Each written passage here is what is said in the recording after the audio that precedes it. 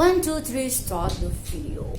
Nah, siang ini mau cerita tentang, tunggu saya berpikir sejenak.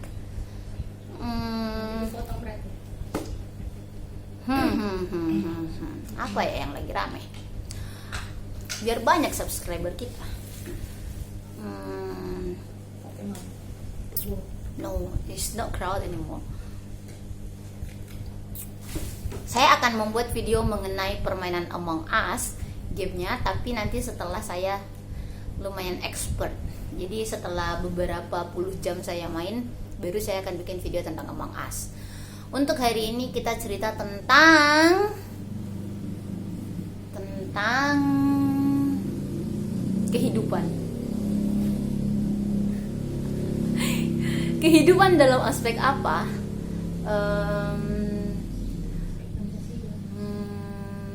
Oh iya, mengenai haluan ideologi Pancasila, HIP yang lagi ribut-ribut didiskusikan oleh para elit politik di negeri kita, Indonesia. Nah, berbicara mengenai ideologi Pancasila, saya tidak terlalu dalam mengertinya. Akan tetapi, setelah hidup di Indonesia lebih daripada 1/4 abad, maka setidak-tidaknya saya mengetahui sedikit mengenai ideologi Pancasila, ideologi yang patut dan wajib dianut sebagai warga negara Indonesia. Karena saya memiliki IKTP, maka saya wajib untuk menjalankan ideologi Pancasila. Nah, ideologi Pancasila berdasarkan pendapat saya itu mencerminkan nilai-nilai yang sangat relevan dengan kehidupan saat ini.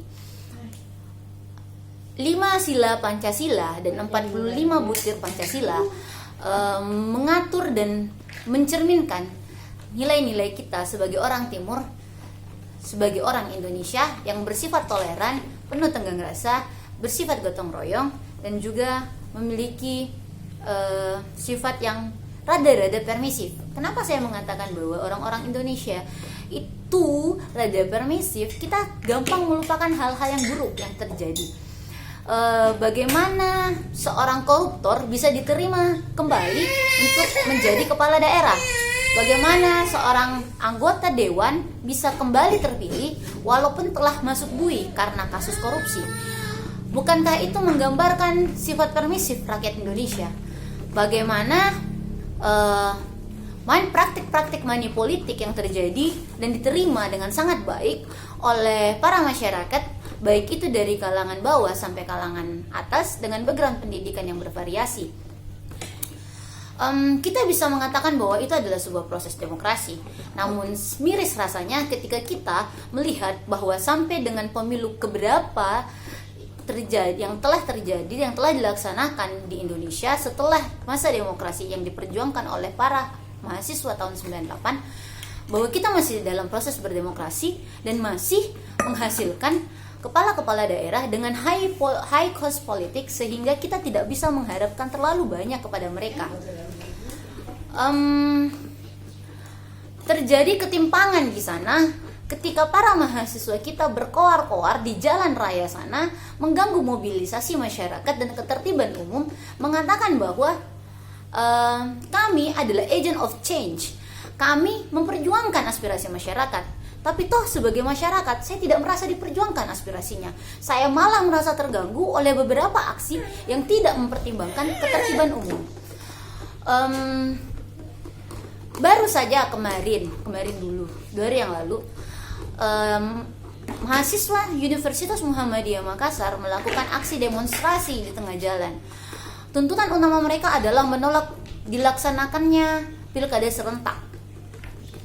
Alasannya karena kita lagi keadaan pandemi dan itu akan menimbulkan kerumunan, sehingga akan mengindikasikan penciptaan klaster baru.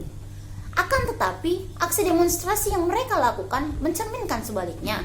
Mereka berkerumun di tengah jalan, membakar ban sehingga menghambat mobilisasi para pengguna jalan raya. Lalu siapa yang menciptakan kerumunan? Bukankah para mahasiswa yang berkoar-koar mengatakan bahwa mereka menolak terjadinya pilkada serentak itu telah menciptakan kerumunan terlebih dahulu? Bukankah para mahasiswa yang mengatakan bahwa mereka menyampaikan aspirasi masyarakat bahwa pilkada serentak akan dapat menimbulkan klaster-klaster baru, telah menciptakan klaster sendiri, yaitu ketika mereka melakukan aksi demonstrasi.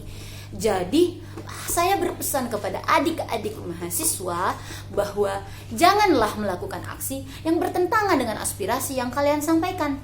Janganlah melakukan aksi yang bisa mencederai kehormatan mahasiswa di mata masyarakat umum seperti saya. Ada banyak hal yang kontradiksi dan sangat miris ketika kita berbicara mengenai kegiatan-kegiatan mahasiswa dewasa ini. Mahasiswa adalah cerminan para akademisi.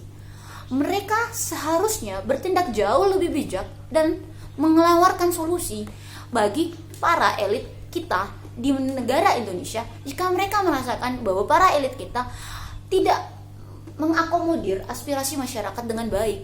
Tapi kenyataannya adalah mahasiswa hanya berkoar-koar dan ada indikasi tertumpangi dan ditumpangi oleh pihak-pihak tertentu, dan itu tidak baik untuk